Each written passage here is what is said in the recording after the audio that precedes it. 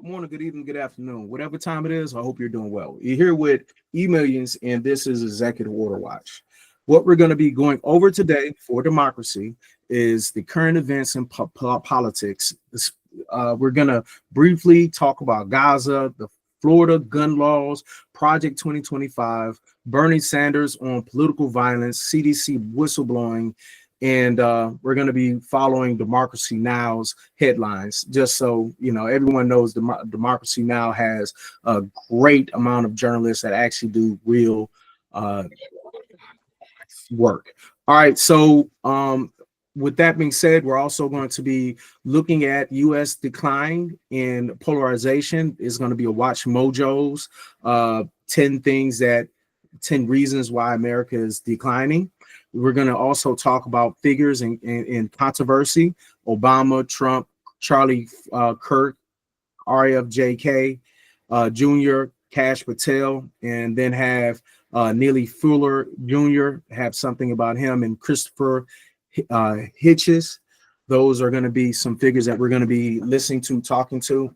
And then when we're done with that, we're going to end off with the Executive Order Watch for Nixon to Ford, 1974, mainly talking about kind of like his impeachment year. That's really his impeachment year, and then talking about his executive orders that he actually implemented that year. So let's go ahead and get to it.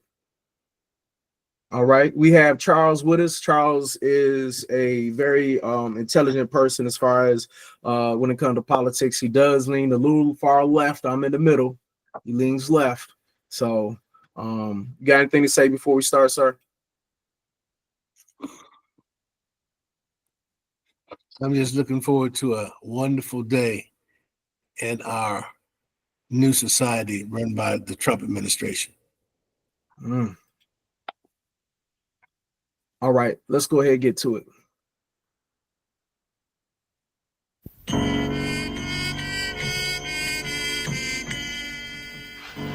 Professor! I got it open!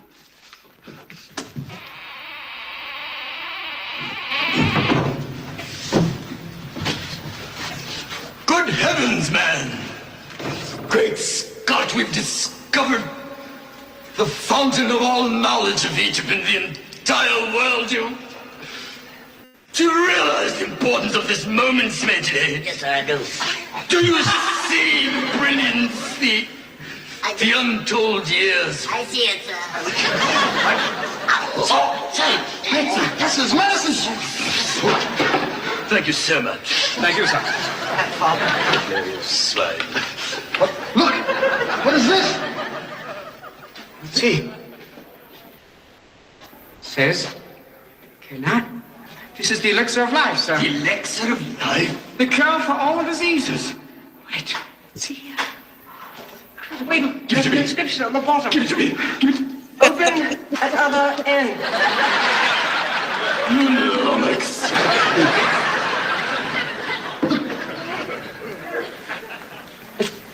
This can't be, man. What? You know what this is? What is it, Buddha? It's the book of life. In the beginning, when man arrived on Earth, the black gods did leave their spacecraft, and they walked, and they named the beasts of the sea and the animals of the land. Heavens. And man in his blackness did walk the earth, making medicine. Medicine? They discovered type. These were all black people got down. Wait a minute. There ain't nothing in here about whitey. This is ours, Jack. Wait till the brothers hear this. Buddha. I'm gonna get this book out of here, baby. This tells me real tea. Check this out. Control yourself, don't you What see? you mean, Jack? Look at this here. Black people started the music and the brain surgery back in the year 3 BC. Yes, of course, Buddha. Man, they was getting down. This is it, brother. Yes, Everybody gonna know about this. Listen, we can change the history. Civilization will be changed. By all means. Yeah, this is gonna be it. Get the bulldozers, there's nothing here. But. Shut up! Good heavens, time for tea, eh? What?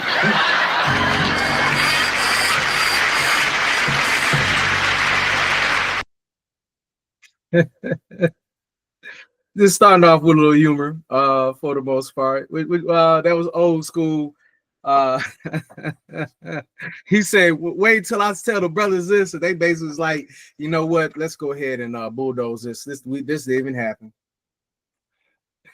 All right, let's go ahead. Huh? That's a great metaphor for what the Trump administration is doing with Black history in America. Yes, they are. What are they? With the museums, they are trying to take away anything that reminds them of slavery, anything that's Black, that has excellence, like the military people. Trying to take away the scars off a Black person's back in a picture. Doesn't make sense. Oh, yeah. All right, so this is Gaza. Thousands of people are fleeing Israel. Thousands are fleeing Gaza because Israel is beginning a ground assault on them. It's very terrible, horrible what's going on. This is real. This is real versus this one person getting shot. This is real because, in theory, this could be us 100 years from now. You know, this can be us 10 years from now. You know, because if we create too many enemies, you let people like Putin and Israel or whatever you want to call it, all the negative forces, and grow more influence, and then we diminish in influence with a worldwide view. It could be us.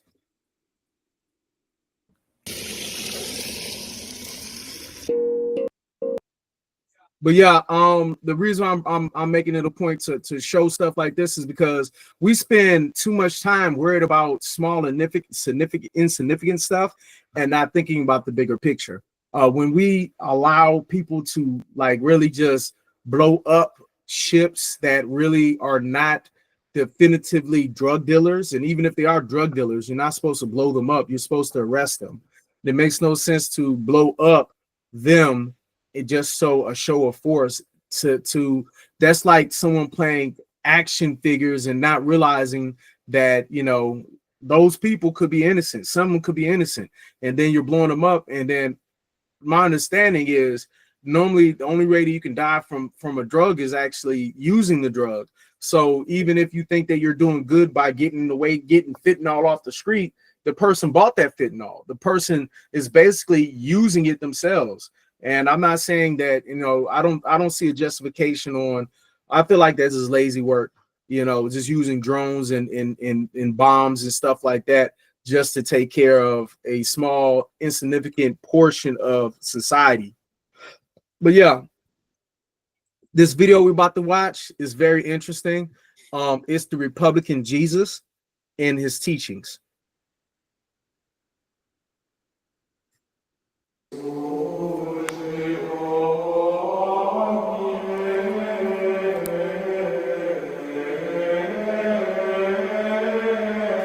A large crowd was following Republican Jesus, and as the days passed, his disciples came and said to him, "Republican Jesus, these people have been following you for 3 days, and they've become very hungry, and we only have 5 loaves of bread and 2 fish." And Republican Jesus said, "Bring the fish and the bread to me." And his disciples did. And Republican Jesus took 99% of the bread and the fish and gave the 1% back for the disciples to spread amongst the followers evenly. And the disciples said, "But how shall we feed all these people with only 1% of the bread and the fish?" And Republican Jesus said, "Why are these people always looking for a handout? They should just go out and get a job." And the disciples were in awe at Republican Jesus' wisdom.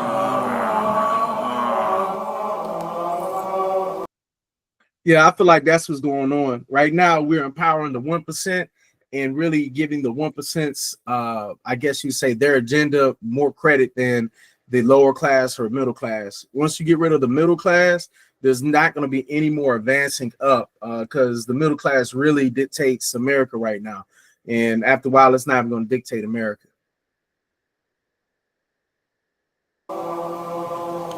When walking down the streets, Republican Jesus was approached by an old blind man. "Have mercy on me, Republican Jesus," said the blind man. And Republican Jesus said, "What is it you want?" And the blind man said, "Republican Jesus, I am blind, and I wish to see. Can you heal me?" And Republican Jesus said, "Oh, Obamacare didn't take care of that for you?" And the blind man said, "Republican Jesus, you're right. I'll just go back to being blind." And all his disciples were in awe of Republican Jesus' wisdom.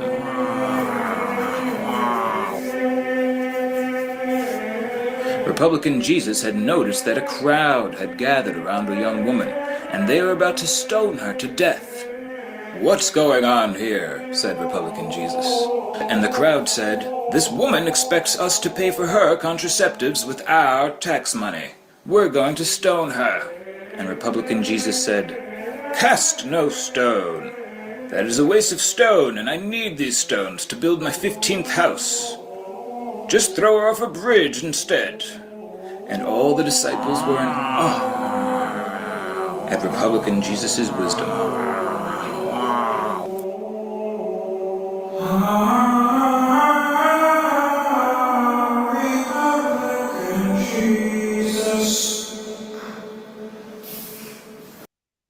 All right.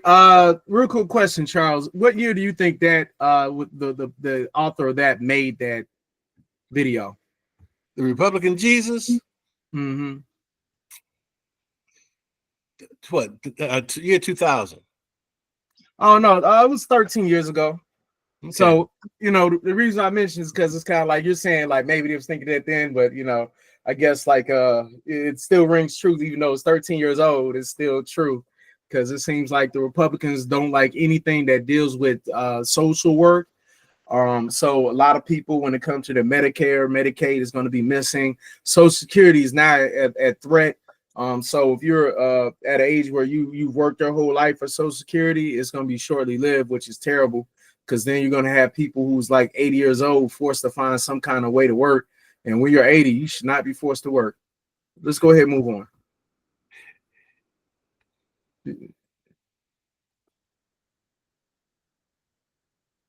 All right, this one here is Bernie Sanders talking about Charlie Kirk. All right, and the reason why I'm showing y'all these people talking is because if you hear the Republicans talk about how the Democratic leaders are talking about Charlie Kirk, they make it seem like they are saying that it is a good thing that it happened, as if we want them to die or something like that. They make it seem like we're at war with the Republican Party. In my opinion, I really don't feel like I'm a true Democrat. I feel like I'm more of a liberal as far as someone who's really in the middle for the most part, because it's a lot of things I see from the conservative side. Also, what I'm saying lately, the Republicans are not conservatives. The Democrats are more conservative than the Republicans right now, because the ideal of being conservative is trying to keep what is going on consistent, conserve. As far as I'm concerned, the people are more doing the bidding of a leader, one person, as opposed to trying to take advantage of they really are trying to take advantage of the situation. There's not been a president to make a meme coin or a person who has actually became so rich because of. But let's go ahead and continue on. This is Bernie Sanders. Very much for joining me. I want to say a few words regarding the terrible murder yesterday of Charlie Kirk, someone who I strongly disagreed with on almost every issue, but who was clearly a very smart and effective communicator and organizer, and someone unafraid to get out into the world and engage the public. My condolences go out to his wife and his family.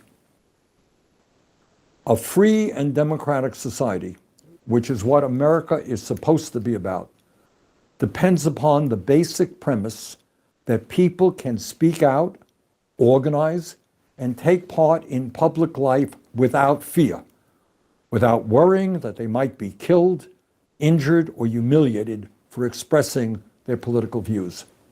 In fact, that is the essence of what freedom is about and what democracy is about. You have a point of view, that's great. I have a point of view that is different than yours. That's great. Let's argue it out. We make our case to the American people. at the local, state, and federal levels, and we hold free elections in which the people decide what they want. That's called freedom and democracy. And I want as many people as possible to participate in that process without fear. Freedom and democracy is not about political violence. It is not about assassinating public officials. It is not about trying to intimidate people who speak out on an issue. Political violence, in fact, is political cowardice. It means that you cannot convince people of the correctness of your ideas, and you have to impose them through force.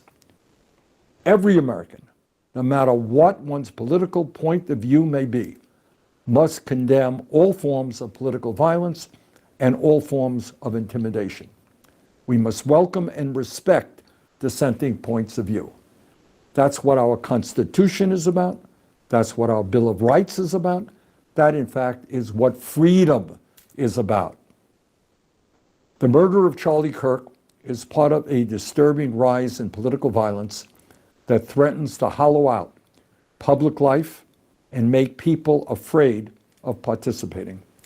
From the January 6, 2021 attack on the United States Capitol, to the attempted assassination of Donald Trump, to the attack on Paul Pelosi, to the attempted kidnapping of Michigan Governor Whitmer, to the murder of Minnesota's Speaker of the House, Melissa Hortman, and her husband, to the arson attack on Pennsylvania Governor Josh Shapiro, to the shooting of United Health Executive Brian Thompson, and the shooting several years ago of Representative Steve Scalise, this chilling rise in violence has targeted public officials across the political spectrum. Sadly, this is not a new phenomenon. We all remember the assassinations of President Kennedy, Dr. Martin Luther King Jr., Senator Robert F. Kennedy, John Lennon, Medgar Evers, and the attempted assassinations of President Ronald Reagan and Alabama Governor George Wallace. This is a difficult and contentious moment in American history. Democracy in our country and throughout the world is under attack. And there are a lot of reasons for that which need serious discussion. But bottom line, if we honestly believe in democracy, if we believe in freedom, all of us must be loud and clear. Political violence, regardless of ideology, is not the answer and must be condemned. Thank you very much.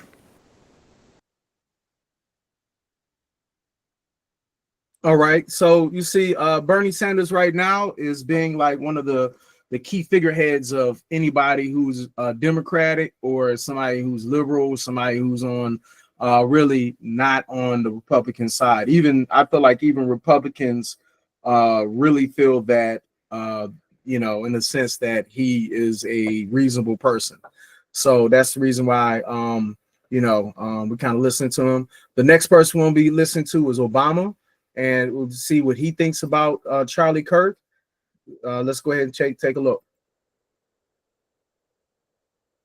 Imagine if I had done any of this.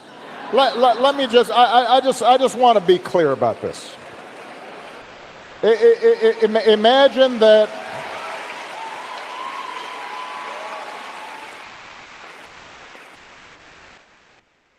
imagine if I had pulled Fox News' credentials from the White House press corps. You're laughing, but no, this is what's happening. Imagine if I'd said to law firms that were representing parties that were upset with policies my administration had initiated, that you will not be allowed into government buildings.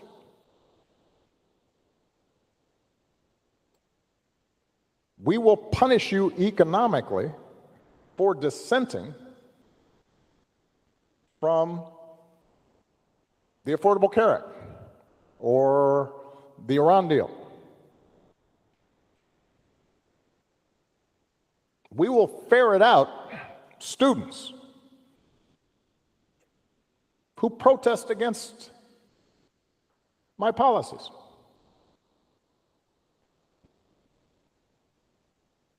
It's unimaginable that the same parties that are silent now would have tolerated behavior like that from me or a whole bunch of my predecessors. So, and I say this not on a partisan basis. This has to do with something more precious, which is, who are we as a country and what values do we stand for?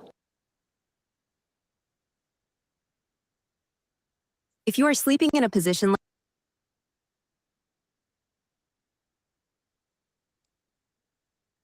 a math problem. All right. So that wasn't the video I wanted to show. At the same time, it's something that I feel like reigns true. If any of the predecessors that were before Trump did anything that he is done or doing, we would not have it. So it seems like people's morals are out the window when it comes to this person. This is the video I wanted to show, and this is just Obama really responding about the assassination of Charlie Kirk. What happened to Charlie Kirk was horrific and a tragedy. What happened, as you mentioned, to the state legislators in Minnesota, that is horrific. It is a tragedy. And there are no ifs, ands, or buts about it. The central premise of our democratic system is that we have to be able to disagree and have sometimes really contentious debates without resort to violence. And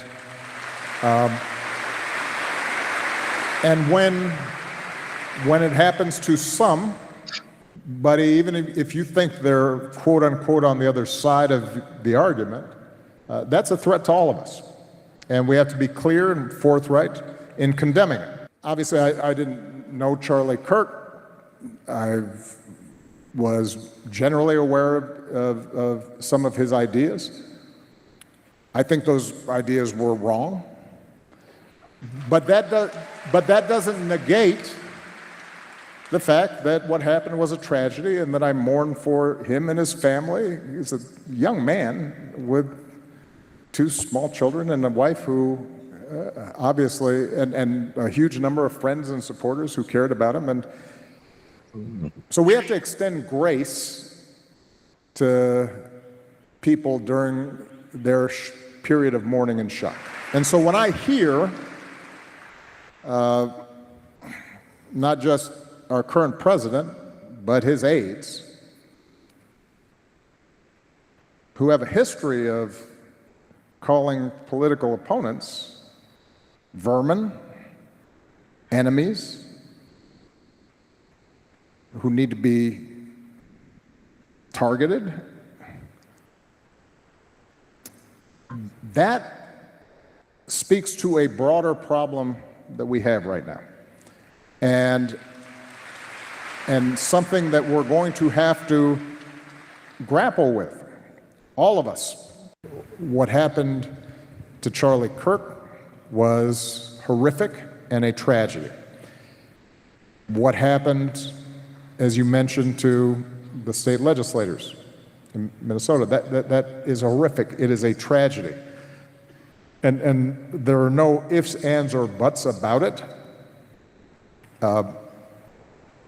The central premise of our democratic system is that we have to be able to disagree and have sometimes really contentious debates without resort to violence.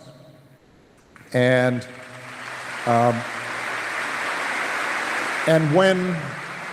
when it happens to some, but even if you think they're quote unquote on the other side of the argument, that's a threat to all of us. And we have to be clear and forthright in condemning it. Obviously, I didn't know Charlie Kirk. I was generally aware of some of his ideas. I think those ideas were wrong. But that doesn't negate the fact that what happened was a tragedy and that I mourn for him and his family. He's a young man with 2 small children and a wife who obviously, and a huge number of friends and supporters who cared about him. And so we have to extend grace to people during their period of mourning and shock. And so when I hear not just our current president, but his aides, who have a history of calling political opponents vermin, enemies, who need to be targeted, that speaks to a broader problem that we have right now. And something that we're going to have to grapple with, all of us. What happened to Charlie Kirk was horrific and a tragedy. What happened, as you mentioned, to the state legislators in Minnesota, that is horrific. It is a tragedy. And there are no ifs, ands, or buts about it. The central premise of our democratic system is that we have to be able to disagree and have sometimes really contentious debates without resort to violence. This All is right, the world's first elect. So my main thing about that is when you listen to the way he's talking, he's not talking like we're gonna go to war, we're gonna go bat for bat. He's basically just outlining the fact that from Trump's side, he is urging violence. He is talking, targeting people for people who don't believe in what he believes in. I know for this past weekend, there was a lot of half-mast flags, and I knew what it was about before they even said before anyone told me what it was about. And I was over here thinking, like, really, I wish it was a school that got shot up that they did that for, but I guess we don't mourn for that anymore. It's just if it's a kid that got shot, so what? It's somebody who's my friend, we care. And this is sad that we've come to this point. So let's go ahead, and now what we're going to do, we're going to shift a little bit, and we're just going to talk about the 10 ways America is declining right now. And at this point, we're going to have a little chatter in between, because I might not agree. I've not seen this myself, and hey, let's react to it. Welcome to Watch Mojo, and today we're counting down our picks for 10 ways in which the United States has transformed from Reagan's shining city on a hill to a cautionary tale for the world. And what you know as a historian is that there is no such thing as a ship that can't sink. Global influence waning. For much of the 20th century, the United States stood as the undisputed global leader. Like it or not, we are the leader of the free world. It was the glue holding the post-World War II order together. America set the cultural, political, and economic tone for the world. Today, that dominance is slipping. China's influence on the world stage has been growing and America's has been declining. It seems to have accelerated in the last few months. Rising isolationism and abrupt trade wars have eroded international trust. Allies question U.S. commitments in NATO and climate accords. Rivals like China sense opportunity and are filling the vacuum on the global stage. Have you ever wanted to see your home from space? With this free satellite Earth Maps tool, you can zoom right. Once seen as the model for democracy, the U.S. now finds its image tarnished by popularization. The change is tangible. International tourism has fallen sharply. The World Travel and Tourism Council says America is on track to lose $12.5 billion in international visitor spending this year. America doesn't seem as safe or as welcoming as it used to.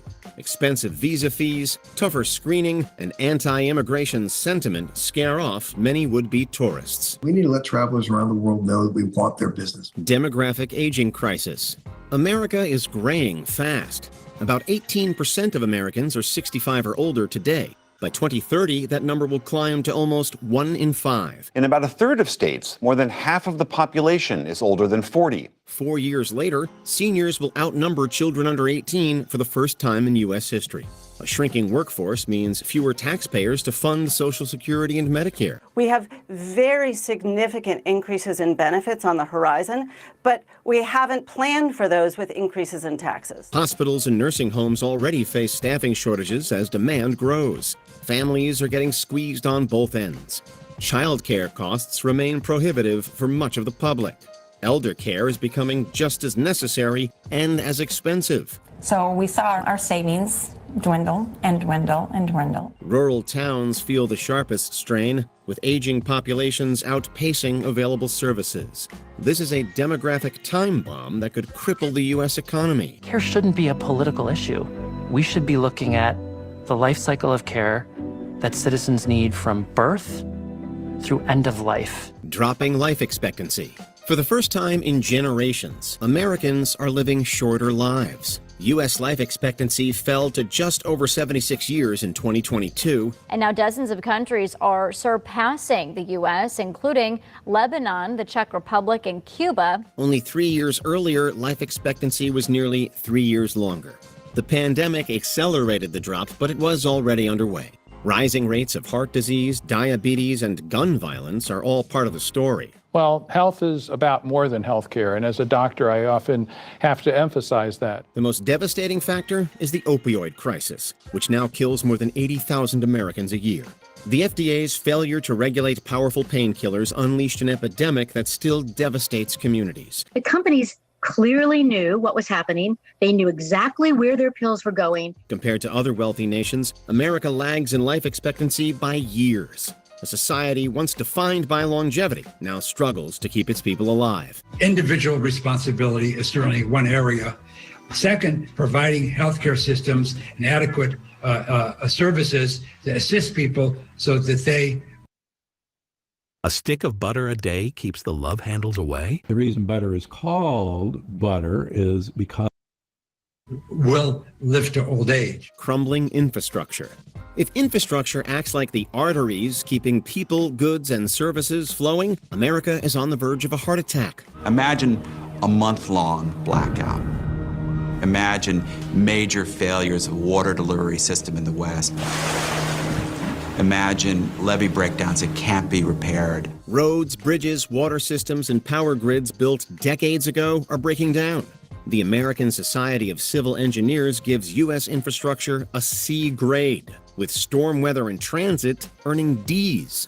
Even after a $1 trillion federal investment, streets remain pitted with potholes. More than 46,000 bridges are structurally deficient. In the next 10 years, over 50% of our bridges will be over 50 years old. We're kind of heading towards a perfect storm. Congestion costs commuters billions of hours every year.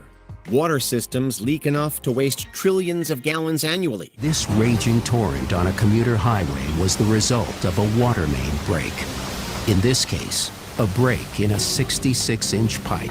Experts warn the decay is more than an inconvenience, it's a national security threat. A nation once defined by its interstate highways and engineering marvels now struggles just to keep the lights on. A 100-year event in 2000 will look like a 10-year event in 2050.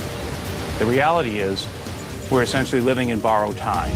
Uncontrollable national debt. The United States is drowning in red ink. The national debt hit a record $37 trillion in 2025, more than the entire annual GDP. There's no shortage of voices sounding the alarm about the national debt. America's borrowing levels are currently the same size as the entire economy and are expected to skyrocket from here. Interest payments alone are projected to surpass defense spending within a decade. That means fewer resources for schools, infrastructure, or disaster relief. Both parties have piled on costs through tax cuts, wars, and pandemic aid, without reining in spending or raising revenues. The Tax Foundation estimates that a 10% universal tariff could bring in trillions of dollars, but that revenue would diminish when accounting for the broader economic impact. Public alarm. Yeah, so just this piggybacking off the tariffs, it's a few things. I've been taking notes, but when you talk about the tariffs, it's doing more damage than good. Just ask the farmers. because the farmers right now, they're complaining about how the soybeans, they used to sell a lot of soybeans to the Asian region basically the Asian region over there, and they're not buying. China's not buying, and the reason why China's not buying is because if you make the cost up this much more, and then we have Brazil who's willing to sell these soybeans as they do, we're going to buy from Brazil because Brazil is not doing that, and then they're going to also go to other countries and then do kind of like what they did with the I think it was the Kia. Or no, Hyundai, like kind of like what Hyundai with having the factory in Georgia, and all of a sudden it's an ICE raid. Korea's going to go somewhere else to make their cars, and that's going to happen. The same thing is going to happen when it comes to the farming. The more you attack people and make it uncomfortable, or the more you tax them, and the good it might give you money, but at the same time it's taking money. One thing that I have to say is when we talk about the school system, it seems that we spend more money on violence. We spend more money on quote unquote the Department of War, but we don't care about the education. The infrastructure is breaking down. They're talking about it's over 50 years. A lot of more than 50% is going to be over 50 years old. And what that means is going to have a lot of wear and tear, more so than need be. And we're going to have to actually find a way to implement more ways to make the infrastructure better, which Biden attempted to do with his orders that he provided over. And then he was trying to make policies that right now are being kind of reversed, because whenever you're dealing with somebody who don't care about everyone, they don't care if the whole ship goes down because I have my private little yacht I'm on. So that's something we got to worry about. Then we talk about the life expectancy going down. That's another thing that is happening too, because I know for a fact that a lot of people during COVID time, it stopped a lot of people from progressing. It stopped us from really going out. It stopped us from really wanting to be dealing with other people. And then after it was done, the damage was kind of done. And a lot of us are going through the motions of trying to get back right. And then with our kids that were in school at that time, a lot of them are now socially awkward, and they're still trying to work out of that. So that's something that is a great note.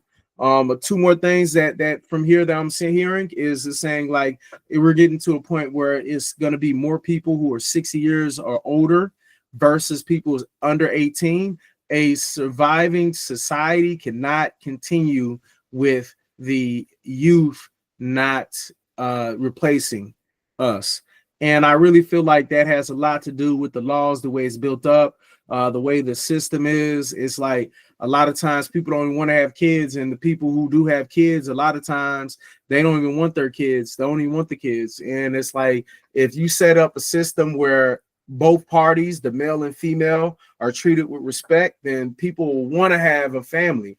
But the way that they're doing it, they're trying to separate families, because if you give one person like kind of like a dominion over the other person's finances, and they don't have to deal with that person, the person who has to pay it does not want to be a part of that deal.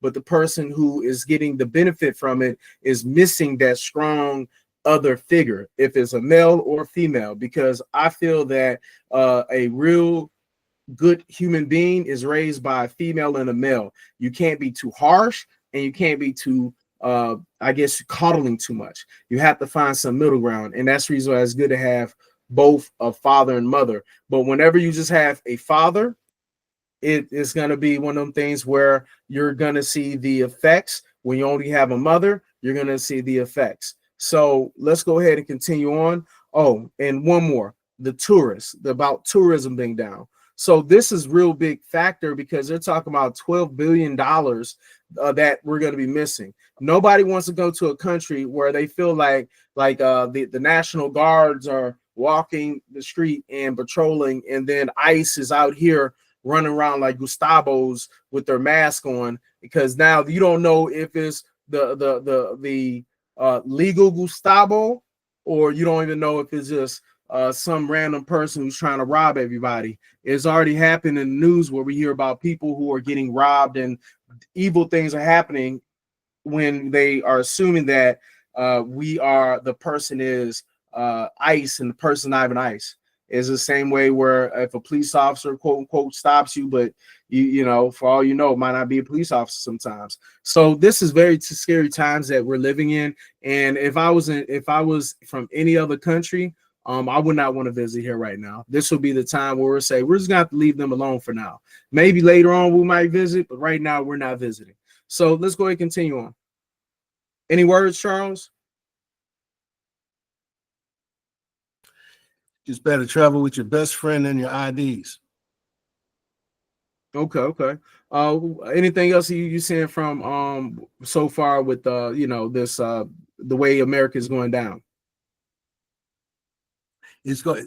I think the video has it right. And in fact, some of the things are going beyond what they might be stating. So it's a fair video. All right, let's go ahead and continue then. Is rising. 72% of Americans now see the debt as a major threat to the nation's future, according to Pew. Economists warn that rising interest rates make this spiral harder to escape. The thing about the national debt is it affects basically everything in our economic lives and then some, but we don't see it, we don't feel it, many people don't realize it. What was once a distant worry. I don't have time for bullshit, so I use a no bullshit pan. I am Chef Sam Talbot. I've been cooking for 37 years. What the hell is a type? Is now a lit powder keg sitting at the heart of the U.S. economy. Let's face it, it's not likely the U.S. government debt is going to be paid back anytime soon. Extreme political polarization. America is fracturing along ideological lines. Democrats and Republicans no longer just disagree. They increasingly see each other as the enemy. America is in a very angry moment. Republicans attack Democrats, and Democrats return fire. Pew finds that around 2/3 of Americans view the opposing party negatively, the highest in modern history. The divide isn't only political, it's cultural, geographic, and generational. Younger voters are half as likely to say that patriotism is an important value. They're half as likely to say that America is the best place that they'd want to live. They're much more concerned about capitalism and see more promise in socialism. That polarization has eroded a shared sense of American identity and patriotism. National holidays and symbols no longer unify the way they once did. At the same time, faith in the system itself has collapsed. Oh, these beloved politicians are having actual debates about the filibuster because they care about Senate traditions. No one at home believes that. Only 4% of Americans say the political system is working well. Majorities across both parties believe it's utterly broken. A system intentionally designed to be slow in 1787 cannot keep up with modern needs. I sort of think that it's going to be hard for us to turn things around in America. Democratic backsliding. American democracy is under visible strain. It may even be on the verge of snapping. The latest alarm bell is an NGO report that lists the United States for the first time ever as a backsliding democracy. Scholars warn of democratic backsliding, a gradual erosion of checks and norms that safeguard free government. States have moved to limit ballot access and reshape election administration. Partisan gerrymandering entrenches power and distorts representation, dulling the impact of majority rule. It's wrong because here we are a majority state, but yet the majority of the people, right, don't have any kind of representation. On a national level, President Trump has set America on a collision course with fascism. He spread false claims about the 2020 election and pressured officials to overturn results. I just want to find 11,780 votes, which is one more than we have, because we won the state. Worse, he openly pledged to use his second term to punish opponents and weaken institutions. He is on pace to keep his promises. A country that once exported democracy abroad now faces urgent questions about whether it can preserve its own. You know you're living in a fascist society when you're constantly going over in your head the reasons why you're safe. Using the right weight matters. The Body Pod lets you easily understand what is the fastest way to reach your health and fitness. What we want is a country where none of us have to feel that way. Children left behind in education. The classroom is in crisis. NAEP shows steep drops in reading and math scores, reaching multi-decade lows. The results are sobering. Public schools remain underfunded and teachers overburdened, leaving millions of kids behind. American science is slipping as China surges in publications, patents, and clinical trials. Now to a major medical breakthrough. A new Chinese cancer medicine is shocking the world with how effective it is. The culture needed to support educational excellence is fraying too. Only 16% of Americans read for pleasure in 2023, down from 28% in 2004. Because let's face it, even if we're people who really like to read, compared to doing other things, the act of reading is really boring. Amid this decay, a new threat looms. Researchers warn that uncritical reliance on generative AI to crank out essays or answers is a danger to our students. It can erode creativity and critical thinking skills. It's not going to benefit a student to present a picture of themselves that's inauthentic, that's just not true in some cases, because then you don't land in the right place. A country is incapable of international leadership if its children can't keep up. Crippling mental health epidemic.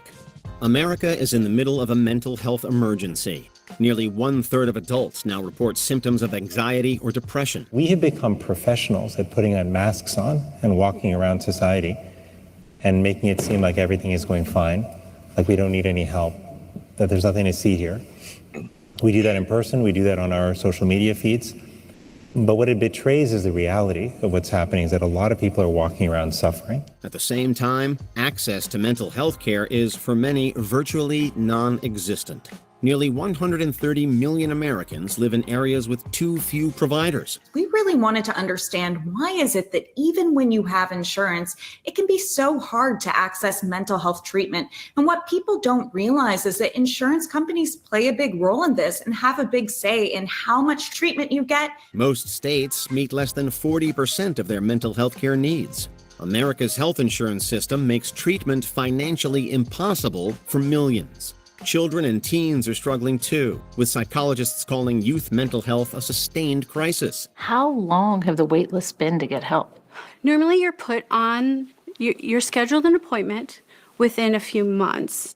And then Months? And then if you want a child psychiatrist, that you're looking at like months to a year. The public is fully aware of the problem.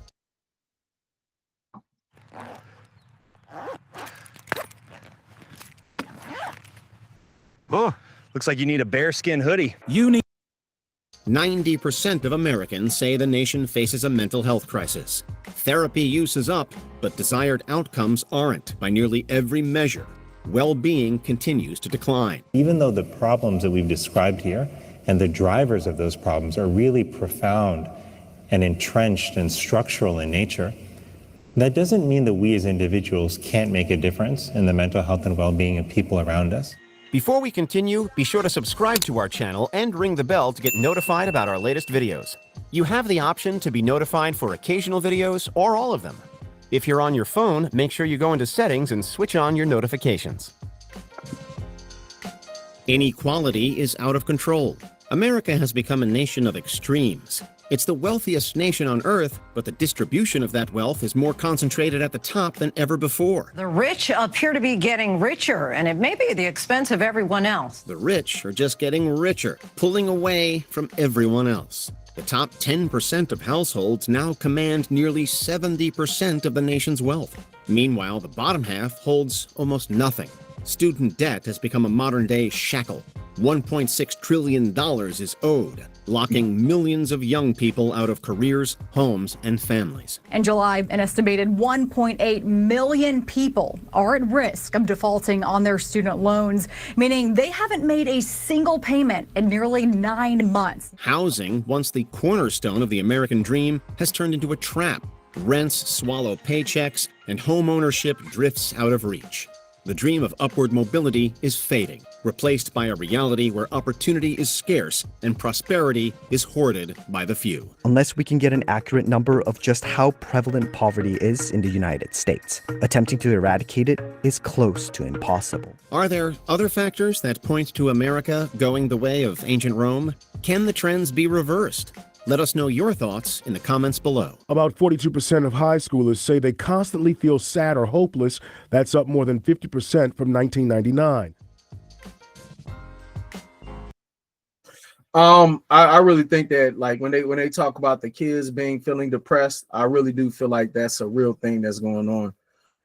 And that's partly because we have these people who are like dinosaurs who don't care about what's going to happen 10 years from now, because they know most likely they're not going to be on this earth. 20 years from now, they don't care. And then when you have this old money determining what new people and young people are going to go through, they don't see themselves, they don't care. And again, one thing that we always talk about on this channel is the fact that we need to get out of that mind state that it only matters if it directly affects me. That's something that we have, whereas, like, if it doesn't directly affect me or if it doesn't affect my family, I don't care. And until we break that cycle of not caring, we're going to be in a world of trouble, and our kids are the ones who are going to suffer. It's not people who are over 55 who's really going to be suffering, because if you're 55, by the time you hit certain ages, for the most part, you might not be here. But if you're 5 years of age, you're definitely going to be here. In theory, you're going to be here for the next 70 years potentially. And 70 years from now is 2095. So if people are lucky, in theory, they'll be able to see 2100. Me, myself, I'll probably be dead by that time. And then a lot of other people be dead by 2100, but there are still going to be a few people that are going to be born in this decade that are hopefully still alive. But so one thing let's go ahead and talk about the gun laws that are being passed right now. Right now, we have a thing that's going on in Florida where they have a new open carry laws that are policies that they're going to be trying to implement. Let's go ahead and learn a little bit about it. And the reason why we're doing this is because Utah had an open carry, and now that they had open carry, political violence is taking place. If they didn't have their open carry laws that they had, then it might have been harder for such person to get away. At the same time, you do need to defend yourself. And the idea that if enough good people or enough people trained is around that has some guns, that bad people won't get away, that's not true, because sometimes we think someone's good, but they're really not. That's the whole thing. For all you know, it could be a lot of inside people involved. So with that being said, let's go ahead and learn a little bit about just the open carry law that's going to be changed in Florida. Any words, Charles, before we continue? I'm going to take that for a no. Let's go ahead and go.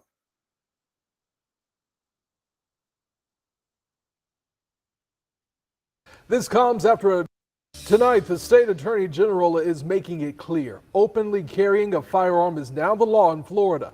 This comes after a district court of appeals struck down the state's decades-old ban, calling it unconstitutional. Our Sydney Deshawn spoke with Eric Friday, general counsel for Florida Carry, about what this means for gun owners and how law enforcement on the First Coast is responding.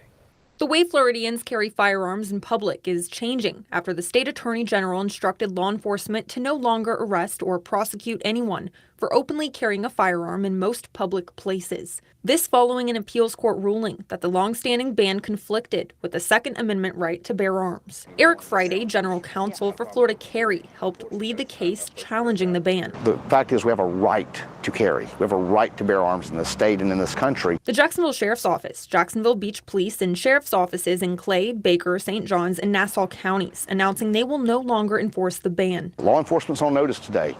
Don't harass gun owners. If you don't have a reason to stop them, leave them alone. Friday says the court's decision applies to all firearms, handguns, rifles, and shotguns. There was no way to legally carry in Florida before this ruling. Even a person who was hunting was breaking the law and could be lawfully arrested, and then it was their job to go into court and say, but I was hunting. Law enforcement agencies stressed restrictions on carrying firearms remain in places like schools, courthouses, and certain government buildings as defined in state law. There's a statute, 79006, subsection 12A. It lists where guns are prohibited. anywhere else, people are welcome to carry in the state of Florida after this ruling. Private property owners and businesses may still bar firearms on site, but Friday says a sign alone doesn't carry legal weight. Owners must ask individuals to leave. If they want to ask a person with an openly carried or concealed carried firearm to leave, the person should do so. Failure to do so is armed trespass. It is a felony. State officials and advocates reminding gun owners that responsible behavior is still required. I would ask all gun owners to remember to behave respectfully, responsibly, and just know that we're ambassadors for the community, and it's important that we act as such. In Jacksonville, Sydney Deshawn, First Coast News, on your side. If you don't understand the rules of power, you will certainly lose to someone who does.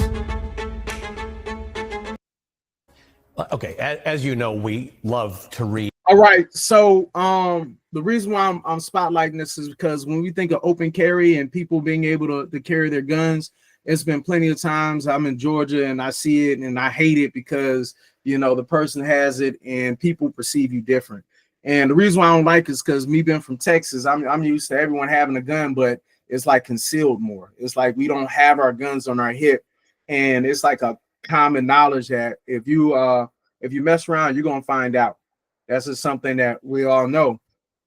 And because of that, I don't like seeing guns, period, because you know, I don't mind if I'm in your house, I see your little semi-automatic, and you know, I've been to plenty of houses where when I was a delivery driver in North Carolina, I'm delivering a pizza during college time, and I'll see somebody with a little AK, and then they'll have a couple of their guns right there, and I'll slide them their pizza, continue on with life, and it wasn't a big deal to me. At the same time, if I'm in public and I see you with your gun on your hip, and you know, I can tell you're not really that trained with it. I can tell that you probably putting your booger finger on the trigger as opposed to having the discipline to not have your finger near the trigger at all. Instead of you having it like this, you're having it like that, ready, cocked, and I got to be like this. I'm more scared of someone who don't know what they're doing with a gun than someone who does. So like I'm more scared of people. I'll say it like this. If someone really knows how to fight, they know better than to fight everybody. And the reason why I know better to fight everybody is because they've hurt themselves before, they hurt plenty of other people, and they know that it's not worth it. Someone who is running their mouth and act like they want to fight, most likely they don't know how to fight. So I'm more scared of the calm, composed person than the person who's running their mouth. If I see someone who's running their mouth, I'm thinking that person's not a threat. So at the same time, they may be a threat once they pick up a pistol. So that is their threat level. They have to have a gun to be somebody. And the more guns we have out here, the more people will get shot in these schools. And it's really about the school kids that are really the most affected, because as an adult, granted, you're in your office space or you're here or there. At the same time, is not as many people that you deal with compared to a school building. In a school building, you have at high schools that have like, I would say anywhere from like 1,000 to 10,000 students. From middle school, it's anywhere from 500 to 3,000 students. And elementary is like 500 students to 1,200 students. And when you have all of these different personalities that are around each other, and then they have these mean spirits where they want to crack jokes and really bully others and not really take their emotional health in consideration, because there are a lot of times where you will find that even the big kids get bullied by the small kids, and the big kid is, as soon as the big kid does retaliate, all of a sudden it's a why is your kid doing that? Because that parent has told you to make sure your baby don't mess with his baby. And because you did not warn that baby and tell that baby stop messing with that baby, got smacked up. And at this point, you're mad at somebody who just defended themselves. And then a lot of people, let's say that they don't have the ability to fight on their own. And they see their parents who has guns because they're Republican, you know, because if you're Republican, you're more likely to have a gun than if you're Democratic. If you're Democratic, you're less likely to have a gun than if you're Republican. If you're Republican, your dad is probably taking you out out to the fields and you had gun practice and stuff like that. And, you know, you can see that when we talk about the Arkansas, the return to the land, those people, they had probably right now, they're probably learning how to shoot a gun. And then their hateful ideologies being passed on to them. This is also could be seen in other small little groups of people like the Mormons or any kind of set of people that believe that the war is going to be coming on when Christ comes here, and they want to get ready for it, and their discriminative philosophies and beliefs. If I've heard it plenty times, and I am a firm believer that if you were to give full power to the Christian faith, it's going to look like the Muslim countries, where they're going to ostracize everything that they don't believe in, and they're going to basically demify and make it more of a religious stance to go against others. That's the reason that I do appreciate them separating state from religion, religion and state. And the reason I say is because with me and my beliefs, I don't believe in forcing anyone to believe anything I believe, because I always thought that, yeah, I believe in Christ, I believe in God, I believe in Jesus, I believe in the Holy Trinity.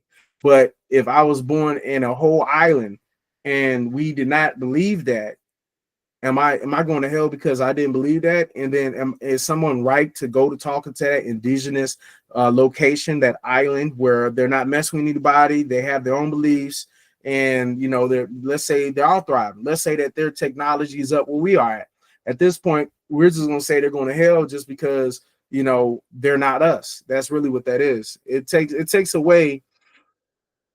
To me, it just seems like when you think about the extremists, they look for any reason to go to war. Let's go ahead and continue on. So this is something that we went over.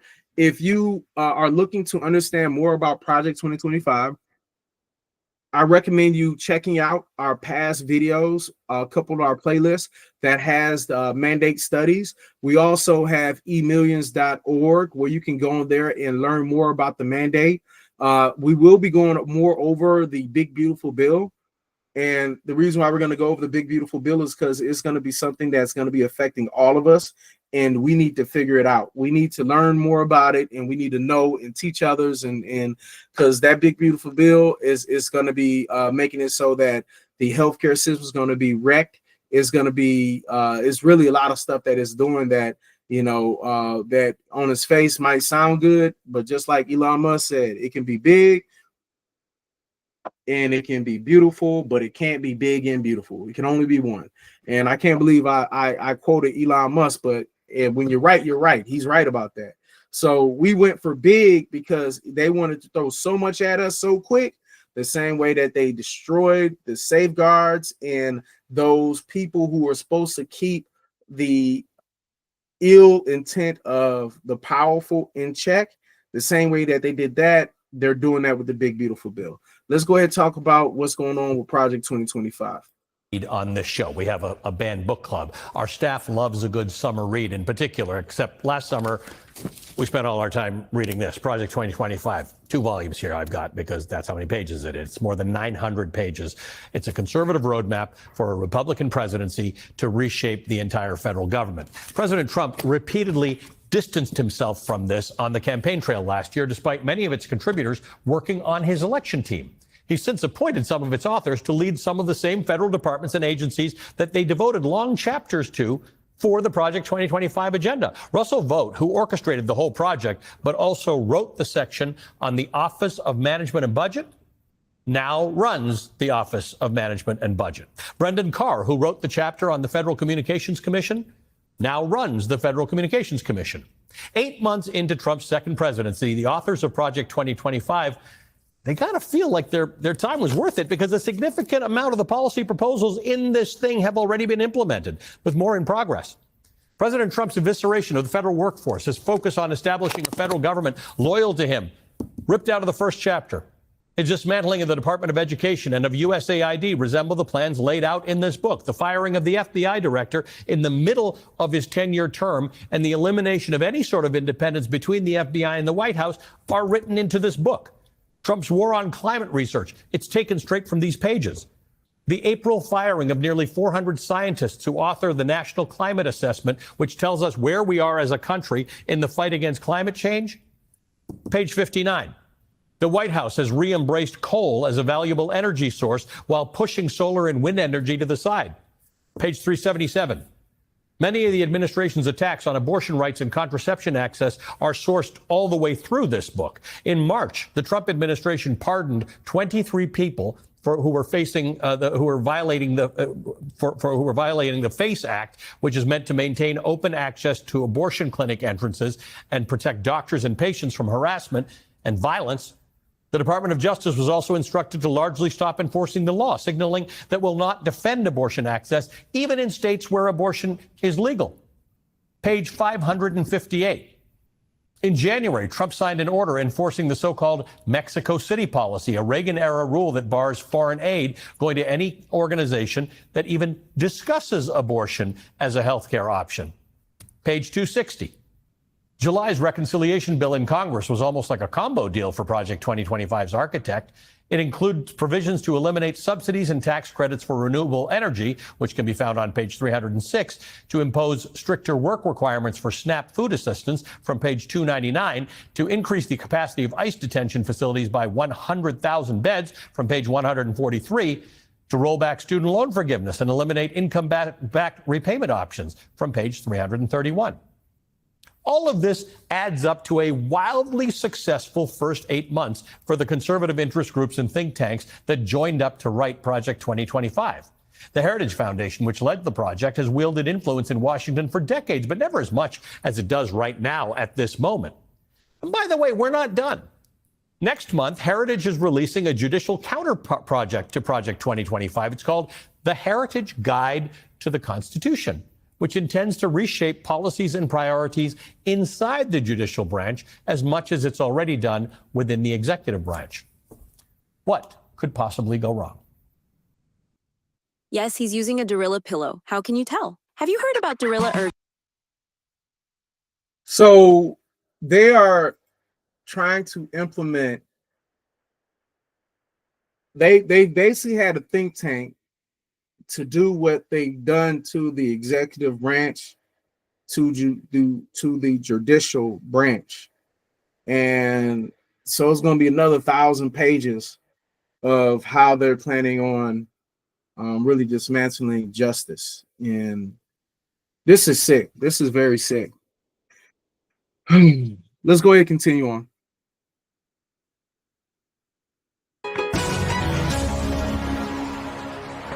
I'm joined now by David Pepper, former chairman of the Ohio Democratic Party and author of the timely book, including 2025, Don't Let This Happen, America. He wrote a Substack series on Project 2025. Also with us, Angelo Carasone, chair and president of Media Matters for America, a nonprofit media watchdog, who also, I mean, these guys were on top of it all the time. So, David, let me start with not a detailed Project 2025 question as much as a strategy question. Donald Trump said over and over again, I got nothing to do with it. He said, I don't agree with it at various times. And every single week, Angelo was out there, you were out there, I was out there, telling you the connections between the people who wrote the chapters and Donald Trump and videos of what they said. How do you fight this? He lied about his connection to it, and yet everything that was written in these books is coming to pass.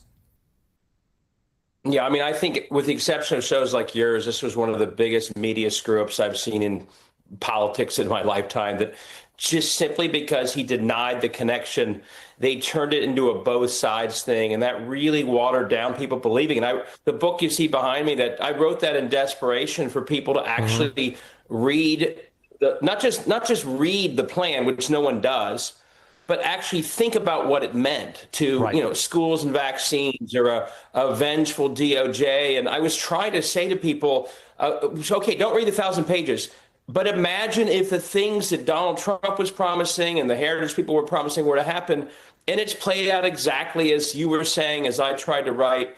And I do think it's a real cautionary tale, the media allowing someone just denying it, gutting to both sides, which you didn't do. You made the connections, you connected the dots, and I wish a lot more people had done exactly that. Angelo, part of it is that it's one didn't need a lot of imagination to cover this, right? It's not a fun read, it's not an easy read, but they actually said the things that they're going to do. It wasn't hidden in deep abstraction. They said what they were going to do, and now they're doing it. Yeah, and I think the other part in terms of even just the coverage and people believing it is that, you know, the more people learned about it, right, it was wildly unpopular. No one really liked the aspects or parts of Project. I mean, it was universally unpopular. And I think that also fed into the ideas. People said, well, I mean, everybody puts together a wish list ahead of elections, but no, they couldn't possibly implement these things. And then I think to take a step back, the other part that was so hard about it is that in totality, you know, when you get beyond the individual examples that you cited, and there are so many others, but in totality, it was essentially a plan, not just to change government implement policies, but reshape American society. And that just felt fantastic. You know, oh, come on, that's just a fantasy. Of course, that's what they're saying, but they're not going to actually try to reshape American society through all of these changes. And I think that made it really hard for people to fully internalize the fact that a vote for Trump and putting Trump in office was actually a vote for putting Project 2025 into effect and all the consequences that come out from there. And so you know, part of the problem, David, and you've written about this as it relates to states. Some people, the reason Angelo says it didn't seem real to some people is because people didn't associate Donald Trump with that level and depth of thinking about structural organization. But this was written by people who actually do have that. Whether you agree with them or not, these are people who had thought this through. We think of party platforms, but nobody ever takes those seriously. This was a party platform on steroids. Right. And I also want to say, going back to the theory on states, it tells us everything that they had to, once it became unpopular, and this thing was toxic. Once it became unpopular, they had to deny that they were tied to it. So, okay, this is interesting, Angelo, because you talked to my former colleague, Jeff Bennett, on PBS about this, and you articulated this very well, in which you said they needed a bad guy and they needed a good guy in Project 2025. The bad guy was the deep state, which, by the way, they articulated exactly who they mean in this book, so it's not a nebulous term. The good guy, not necessarily Donald Trump, but a unitary executive, an all-powerful executive which would fight that deep state. That's right. And that is a simple story for people to understand. They tapped into the animosity that they had cultivated for so long around the idea of this abstract deep state. And the argument was you need something very clear to fight it. Good versus bad. It's a simple thing for people to rally around and organize with. And that is fundamentally the story of Project 2025. And that's where I think this gets, when we talk about reshaping society, here's a perfect example. There's nothing in Project 2025 that specifically says we're going to use the National Guard to invade D.C. and invade these cities to implement this policy. But when you read 2025 in total, what it basically says is that the unitary executive needs to use the military and military powers to enforce its policies across the country, and in particular in bringing states and cities to heel. And that's riddled throughout it. So what it does is it not only sets up this idea of good versus bad, but then it starts to weave together the types of examples and illustrations that the good guy, in this case, the unitary executive, can step outside the bounds of the norms, break all those norms in order to fight these bad guys. And that is, we're living in the manifestation of Project 2025 come to life right now, beyond just the individual policy prescriptions. Thinking about going solar, but not sure whether it's worth it for your home? Well, before you get... David, I mean... Yeah, so again, if you really want to learn more about Project 2025, go through our playlist where we have mandate studies. Also, if you want to learn more about chapter by chapter, go to emillions.org where mandate studies. Again, this is something that you need to know and learn in order to prepare for really in order for you to understand what's going on right now. So because what they're saying is real. They have implemented it. It may not have said put the National Guard, but they did say it between the lines. We could all lose a lot of sleep over what was in this, the fact that we warned people and people still voted for it. What is the option? What's the other option? Should people who don't like this have their own Project 2029? What should be done about this? I mean, I do think we need better short, medium, long-term planning on the pro-democracy side. I think that's very clearly the case. So much of what we do is simply reactive, playing defense and not offense. I've actually seen lists flying around of people starting to think this way. A friend of mine in Congress is laying out, Greg Landsman, who's my congressman, he's laying out a plan on policy. I see others laying this out. I do think we need better planning like this. One of the things, the National Guard is one manifestation, but one of the things that we're completely losing sight of is another example. You know, after John Bolton had his house raided, J.D. Vance was literally saying, we are doing this and we are doing that. Just like Donald Trump is announcing results of the investigation in Utah. That is all Project 2025. Before this, you had the FBI doing that. It was separate. It wasn't politicized. And just those examples show us what we're undermining. Angelo, and I'm open to any criticism here because that is your job, right? Telling us what we do and don't do right. I tried, but I think this has been a failure of media, right? Like never has anything been more obvious in history. They wrote it all down and they're doing it all. What must we in the media do differently? I think here's what I would say, right? The best time to plant a tree is 15 years ago. The second best time is today. And so in your segment before, you explained that they're doing it again. They're laying out a new playbook for the courts. And it's not just a set of, independent experts.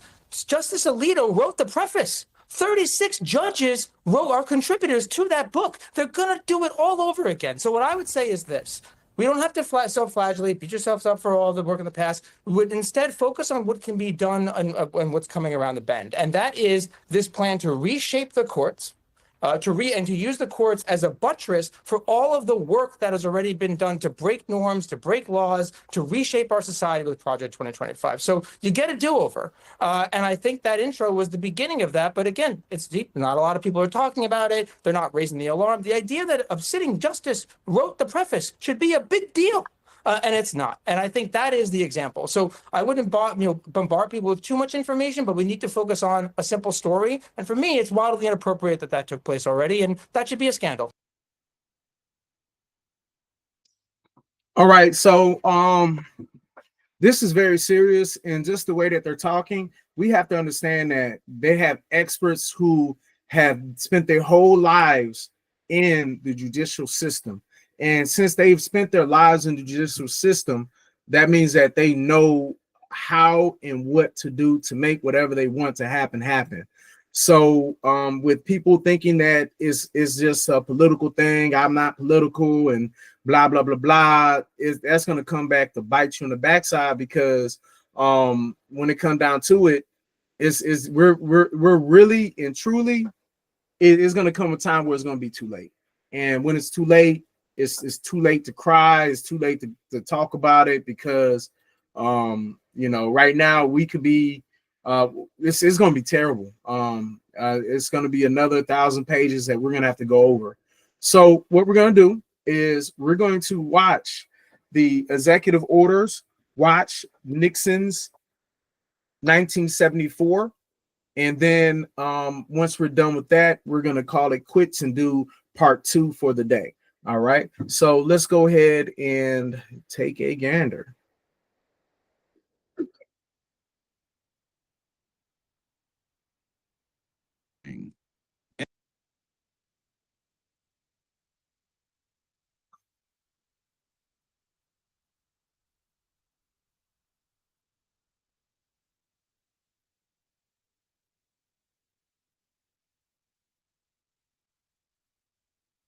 From a flicker of candlelight in 1789 to the glare of modern screens in the West Wing, every president has held the pen. Executive orders not passed by Congress, but etched into law by command. Some shaped history. Some sparked controversy. Others were forgotten. Until now, this is where we break them down. Every signature, every shift in power, every consequence still felt today. From Washington to Biden, welcome to Executive Order Watch.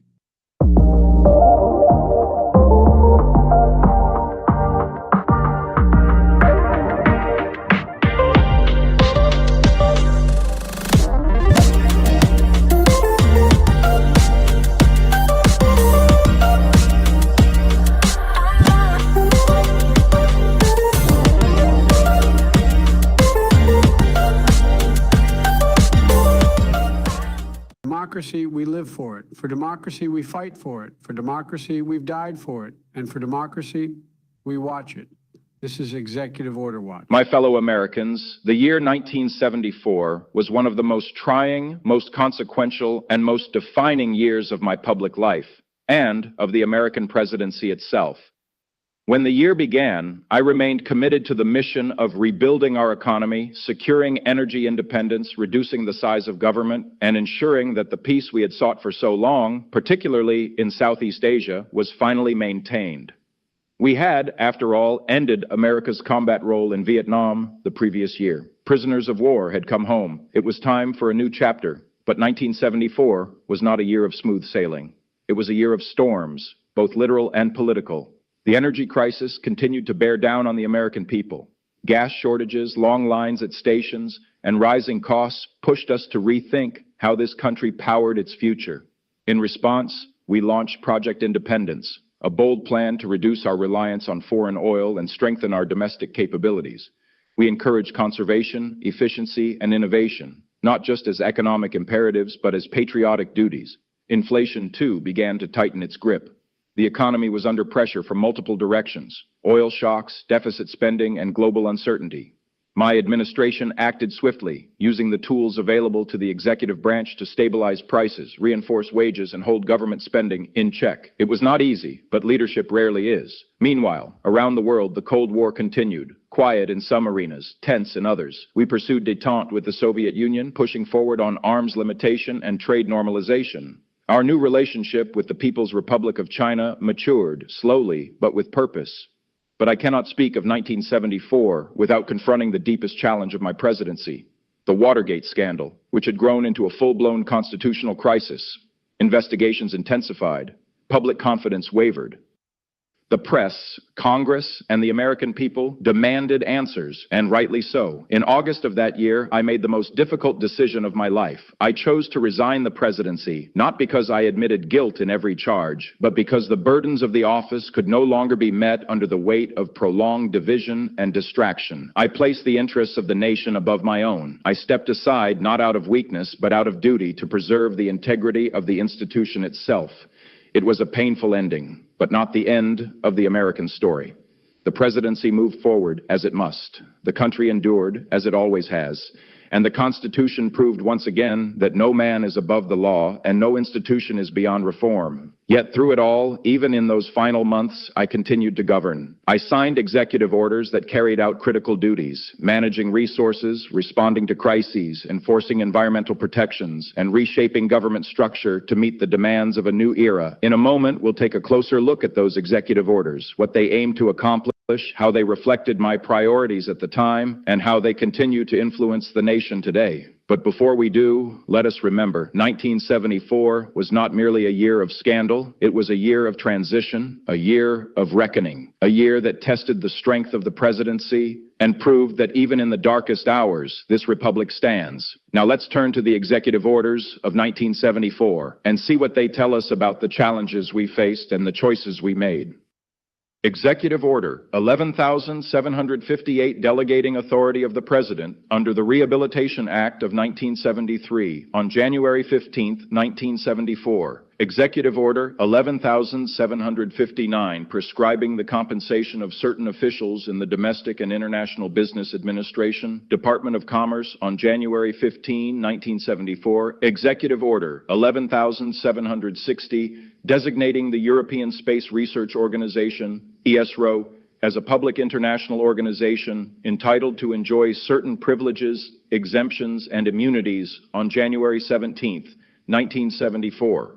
Executive Order 11,761 to facilitate coordination of federal education programs on January 17, 1974. Executive Order 11,762 delegating to the Administrator of Veterans Affairs certain authority relating to grants in aid to the Republic of the Philippines for medical care and treatment of veterans on January 17, 1974. Executive Order 11,763, establishing a National Commission for the Observance of World Population Year on January 17, 1974. Executive Order 11,764, Non-Discrimination in Federally Assisted Programs on January 21, 1974. Executive Order 11,765, Sale of Vessels of the Navy on January 21, 1974. Executive Order 11,766, Modifying Rates of Interest Equalization Tax on January 29, 1974. Executive Order 11,767, designating the Organization of African Unity as a public international organization entitled to enjoy certain privileges, exemptions, and immunities on February 19, 1974. Executive Order 11,768, placing certain positions in levels 4 and 5 of the executive schedule on February 20, 1974. Executive Order 11,769, Advisory Committee Management on February 21, 1974. Executive Order 11,770, International Symposium on Geothermal Energy, 1975 on February 21, 1974. Executive Order 11,771, extending diplomatic privileges and immunities to the Liaison Office of the People's Republic of China in Washington, D.C., and to members thereof on March 18, 1974. Executive Order 11,772. Delegating certain authority of the President to the Secretary of State on March 21, 1974. Executive Order 11,773. Revoking the authority of the Department of Agriculture to inspect income tax returns on March 21, 1974. Executive Order 11,774, amending Executive Order Number 11,768, placing certain positions in levels 4 and 5 of the Executive Schedule on March 26, 1974. Executive Order 11,775, abolishing the Energy Policy Office on March 26, 1974. Executive Order 11,776.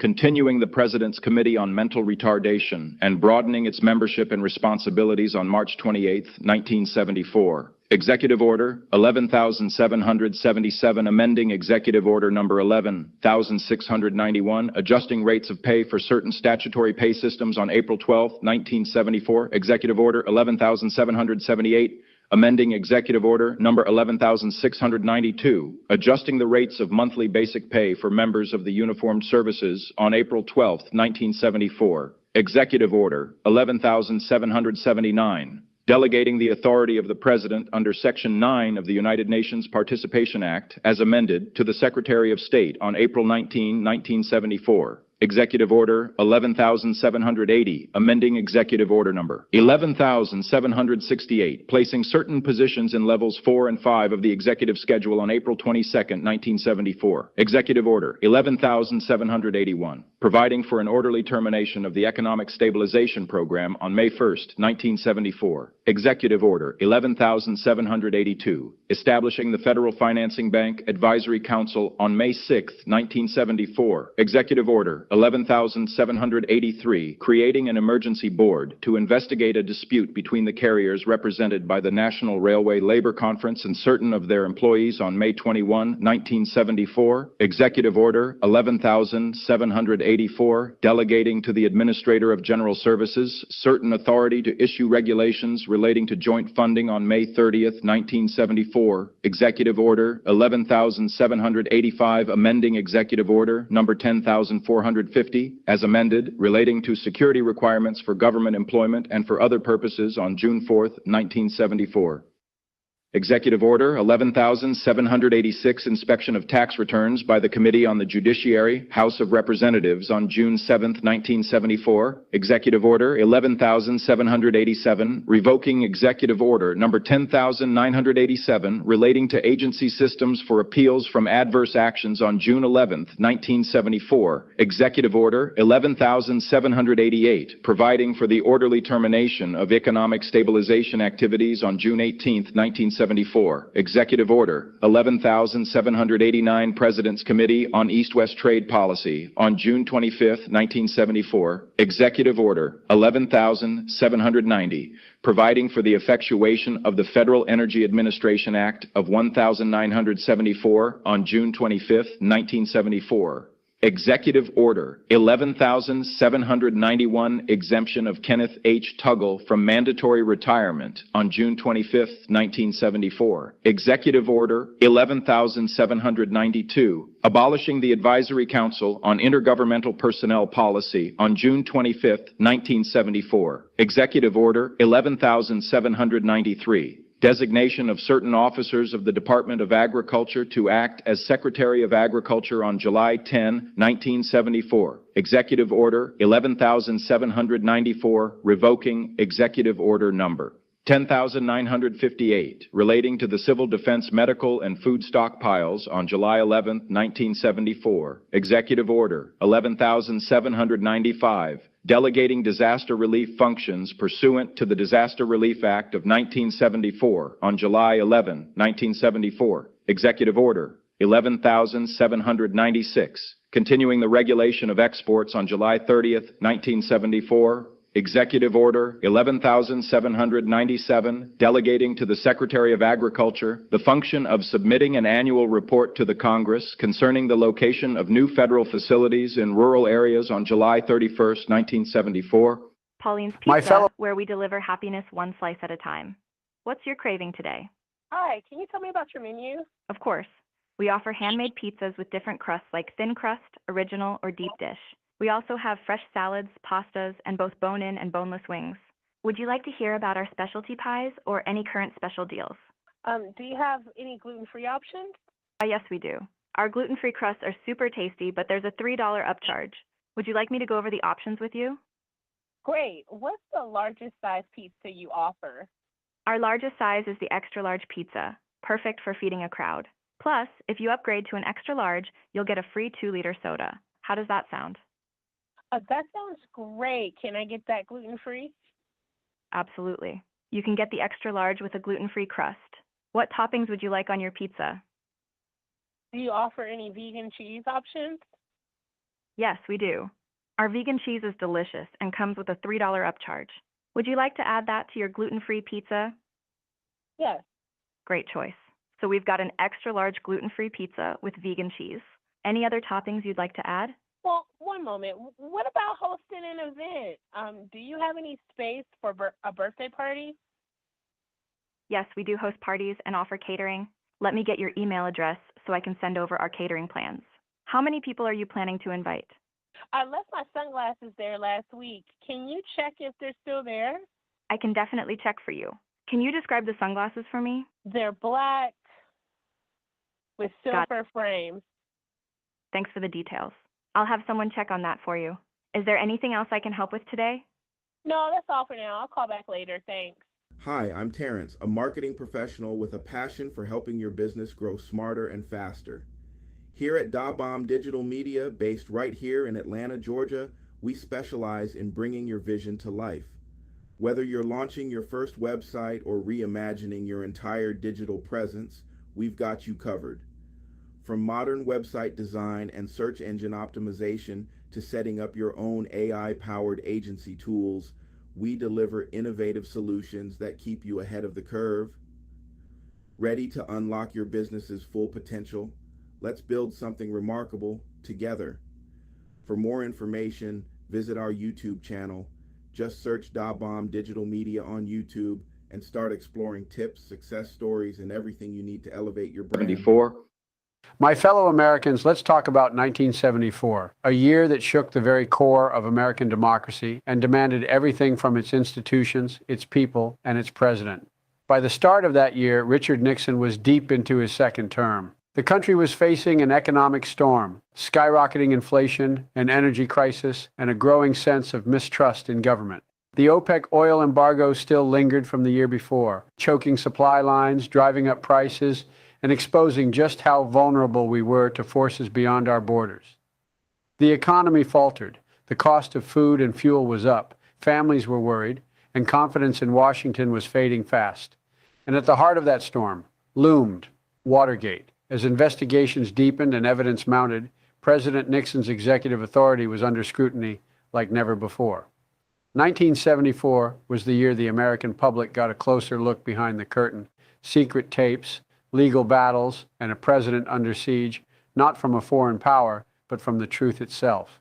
And yet, amid all this, the business of governing continued. President Nixon issued over 40 executive orders that year, orders that tried to hold together a fraying economy, respond to national emergencies, and manage a country in transition. Some of these executive orders had clear and lasting value. He established the Federal Energy Administration, laying the groundwork for today's Department of Energy and helping us chart a course toward long-term energy security. He restructured Disaster Response Authority under the new Disaster Relief Act of 1974, giving federal agencies a clearer mandate in times of crisis. He even streamlined advisory boards, delegated international responsibilities, and made key reforms to federal hiring, pay scales, and the structure of executive governance. But not all of it helped. Some executive orders continued the trend of consolidating power, shifting important oversight into narrower corridors of control. Others laid the foundation for bureaucratic inefficiencies that we still wrestle with today, and some were simply lost in the noise of the moment, drowned out by the overwhelming roar of political scandal. On August 9th, the president resigned. It was the first time in our history that a sitting president stepped down from office. His departure wasn't just about one man. It was a test of our Constitution, and we passed that test. Power transitioned peacefully, lawfully, and without a single shot fired. But in the shadow of resignation, we also have to examine what was done through executive power in that final year, what it meant then and what it means now. And so, as we look back on the executive orders of 1974, let's ask ourselves which ones offered clarity, which ones provided strength, and which ones reflected a presidency no longer grounded in the trust of the people.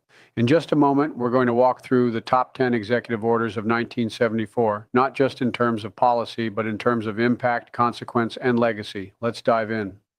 At home, the economy was staggering under the weight of inflation, high unemployment, and the aftershocks of the OPEC oil embargo. Abroad, Cold War diplomacy pressed on, and alliances were tested. But the greatest shock came from within. This was the year that the Watergate scandal reached its climax. A sitting president, under intense investigation, faced mounting evidence, public outcry, and an erosion of trust. On August 9, 1974, President Richard Nixon resigned from the office of the presidency. For the first time in our nation's history, a president stepped down, not through war, not through election, but through accountability. Yet even as trust crumbled, the machinery of governance rolled forward. That year, President Nixon issued 45 executive orders. Despite the political chaos, those orders touched energy, disaster relief, civil rights, education, foreign diplomacy, and federal pay structures. They were tools of urgent necessity, some stabilizing a country in crisis, others restructuring systems for long-term use. Major global events in 1974, Cyprus invasion, Turkey invaded Cyprus after a coup backed by Greece, escalating NATO tensions.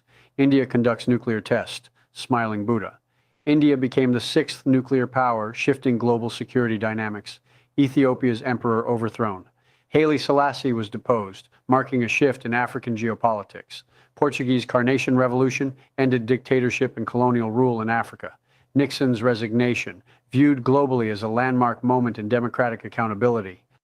Major events affecting only America. Nixon resigns, August 9, 1974. First U.S. president to do so. Transitioned power peacefully to Gerald Ford. I am not a crook. Speech. Fallout. Public perception of presidential integrity reached historic lows. Rise of Gerald Ford.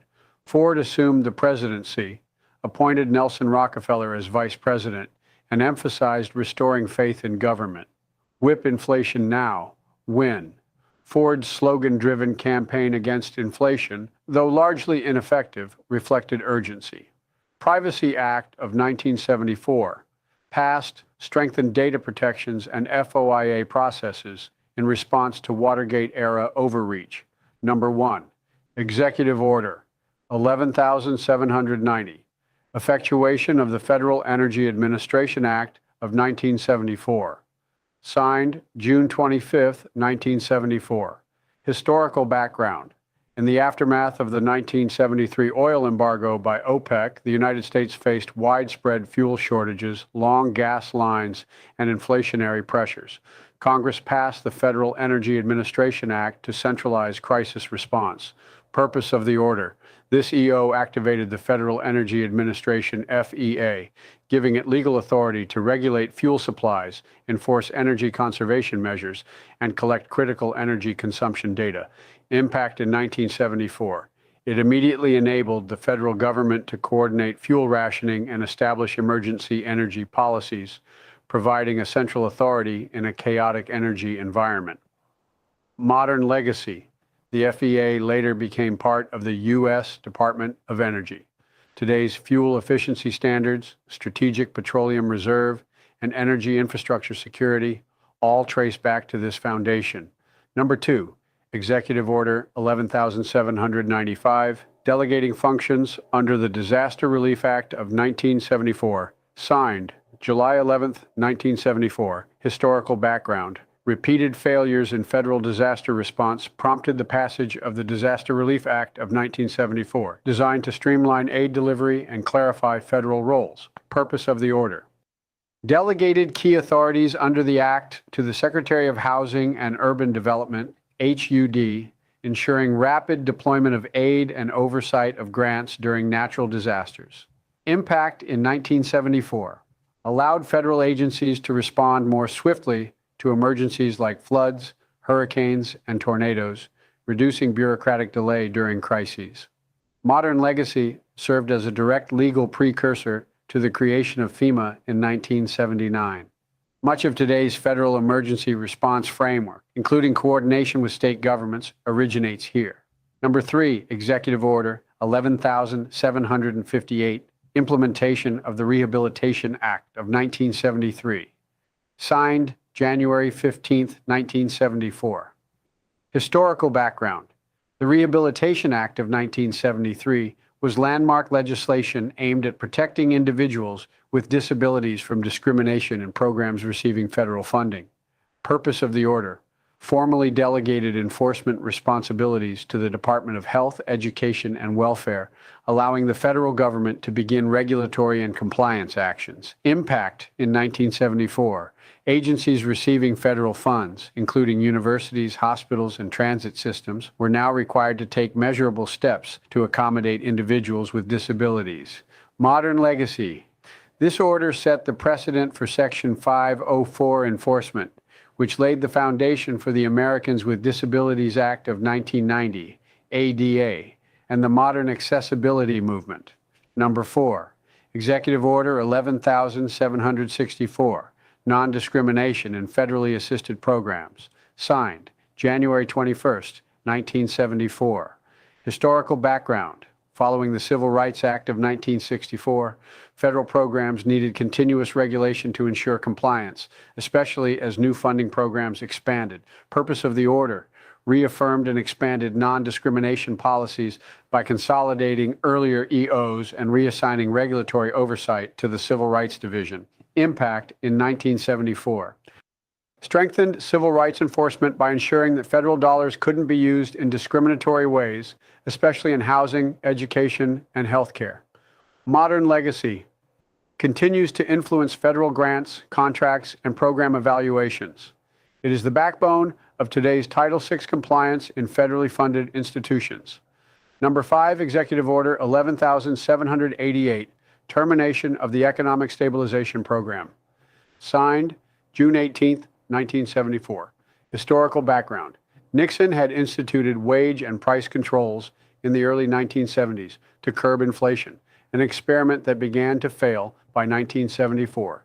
Purpose of the order.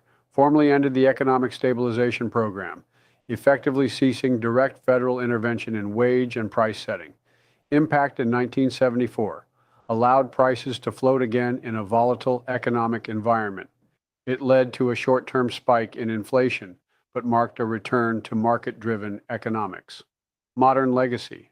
The failure of this program became a cautionary tale. Modern economists cite this episode when evaluating inflation control tools, such as interest rate policy and monetary tightening instead of wage caps. Number 6, Executive Order 11,771, extending privileges to China's liaison office. Signed March 18, 1974. Historical background. Nixon's 1972 visit to China marked a diplomatic breakthrough. By 1974, both nations sought to normalize ties. Purpose of the order: granted diplomatic privileges to the People's Republic of China's liaison office in Washington, D.C., bringing China closer to full recognition. Impact in 1974 allowed for higher level, more formal interactions between the two governments, including intelligence sharing, trade discussions, and cultural exchanges. Modern legacy: this step was foundational in the 1979 establishment of formal relations. U.S.-China economic integration, supply chain dependence, and geopolitical tension today all trace their roots to this pivot. Number 7, Executive Order 11,769, Advisory Committee Reform. Signed February 21, 1974. Historical background: concerns over government transparency and conflicts of interest in advisory boards led to mounting public pressure. Purpose of the order: revamp the structure and oversight of federal advisory committees to ensure transparency, accountability, and public trust. Impact in 1974 resulted in the removal of outdated committees and reorganization of others to align with public disclosure and ethics laws. Modern legacy: reinforced by the Federal Advisory Committee Act, FACA. Today's federal advisory boards must operate openly, publish meeting records, and include diverse perspectives. Number 8, Executive Order 11,779, delegating United Nations Participation Act authority to Secretary of State. Signed April 19, 1974. Historical background: the U.S. sought to streamline foreign policy execution during complex Cold War diplomacy. Purpose of the order: gave the Secretary of State operational authority under the United Nations Participation Act, improving response time to global developments. Impact in 1974 enabled swifter engagement in UN negotiations, peacekeeping missions, and sanctions coordination without presidential micromanagement. Modern legacy continues today in the form of diplomatic agility in international crises like Ukraine, Iran, and global health diplomacy. Number 9, Executive Order 11,793, succession in the Department of Agriculture. Signed July 10, 1974, historical background. Amid rising concerns about continuity in government due to Nixon's legal troubles, departmental succession plans became essential. Purpose of the order: designated clear lines of succession within the Department of Agriculture to ensure uninterrupted leadership during emergencies. Impact in 1974 brought administrative stability to key federal agencies amid national uncertainty, especially during food security and rural development crises. Modern legacy forms the model for continuity of operations planning, COOP, across all federal departments, especially critical during COVID-19 and government shutdowns. Number 10, Executive Order 11,797, Annual Reports on Rural Facility Placement. Signed July 31st, 1974. Historical background: there was growing concern that rural America was being left behind as federal agencies concentrated services in urban areas. Purpose of the order: required the Secretary of Agriculture to report annually to Congress on the distribution of new federal facilities in rural areas. Impact in 1974: ensured rural development was on the national radar, helping inform infrastructure funding and post office service site planning. Modern legacy influences ongoing federal efforts like rural development grants, broadband expansion, and rural health care facility funding under modern administrations. 1974, the broader landscape. Outside the executive orders, 1974 was a global tremor. In America, President Nixon resigned on August 9th, the first and only president to do so. Vice President Gerald Ford assumed office and shortly after issued a controversial pardon of Nixon. Inflation, an energy crisis, and a credibility gap consumed the public's trust in government. Globally, the Yom Kippur War's aftermath and the oil embargo from OPEC sent shockwaves across energy-dependent economies. In Portugal, the Carnation Revolution peacefully overthrew a dictatorship, inspiring democratic movements worldwide. India tested its first nuclear device, reshaping Asian geopolitics. Through it all, Nixon's executive orders reflect a presidency struggling to project authority while facing collapse, a strange duality of bureaucratic normalcy and historical upheaval. But these orders weren't meaningless. They gave rise to agencies, programs, and regulations that outlasted their author. And now, nearly 50 years later, their echoes are felt in how we administer energy policy, manage disasters, protect civil rights, and engage the world. Next, we'll walk through a top 10 list of these 1974 executive orders, with deeper historical notes and modern relevance. Stay with me. Ladies and gentlemen, let us return to the early hours of June 17, 1972. A quiet morning shattered by a strange event. 5 men in suits and surgical gloves breaking into the Democratic National Committee headquarters inside the Watergate complex in Washington, D.C. At first, the White House dismissed it as a third-rate burglary. But that, my friends, was the beginning of a constitutional firestorm. What followed was not just a scandal.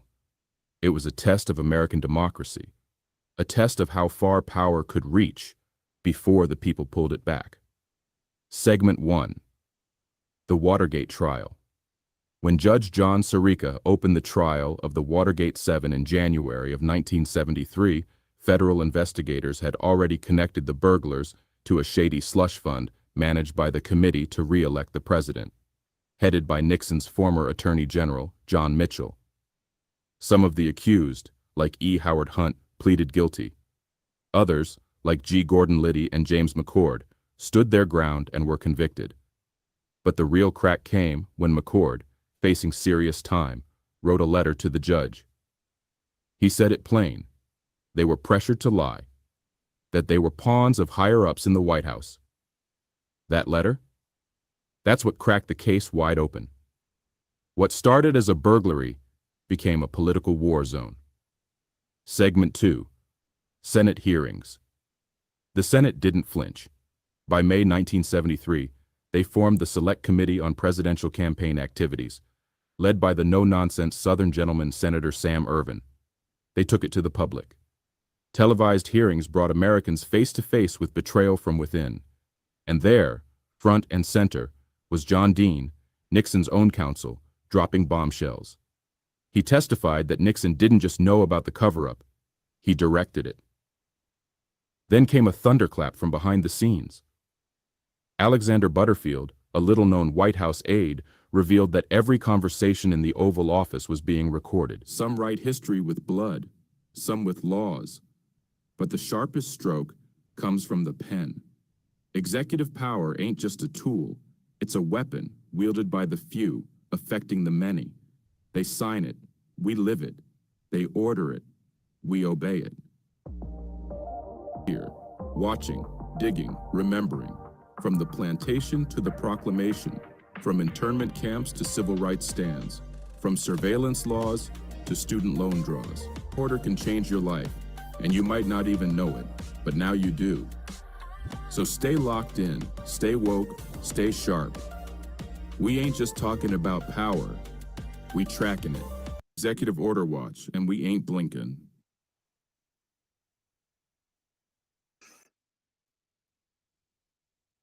All right, so last time we looked at 1984. This time we looked at 1974, and we're going to be looking at one more after we take a small intermission. One thing I have to say about what we've been looking at, 1974, the reason why I chose this one as far as all the other ones is because Nixon was found guilty of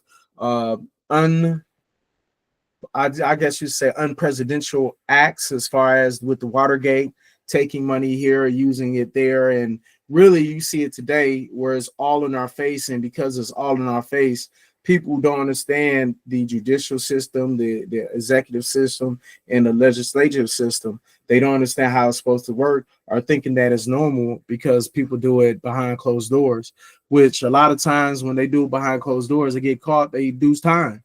And just because it's done in our face with that meme coin, as soon as he was president, that should have been the first thing we should have been like, hey, hold on. And the reason why I say is because you're letting us know that you're for sale. So when he did that meme coin, it was basically a meeting with all of his future constituents as far as in his donors, because if the meme coin is bought and paid for, and then the longer you hold it, the more points you build, that is a MLM in a sense, is some kind of system that is allowing the president to make money. Right now, one of the most corrupt deals is, I believe it is a backhand way for China to be able to get the computer chips. I believe is one of the Middle Eastern countries that are taking advantage of what's going on, and they have essentially made it a way for them to make the money, and well, I should say, be able to use the advanced computer chips to help them with their military forces, which anytime before we would never even allow, but right now we're allowing this to happen. So we need to be diligent about stuff like that, and really to take heed and watch. I understand that most people don't really want to watch because they feel powerless. At the same time, we have to, and again, I repeat, we have to keep eye on it and really make it a point to focus in on it, because if we don't focus in on it, eventually it's going to become our reality. And once it becomes our reality, we're not going to be able to do anything about it. So for now, I'm going to go ahead and bid y'all adieu. Again, this is Executive Order Watch. This is E-Millions, and I appreciate your time. We will be doing another session shortly.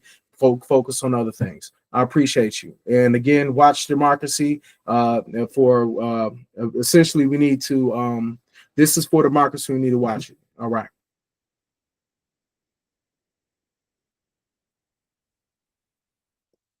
Hey, what's going on, man?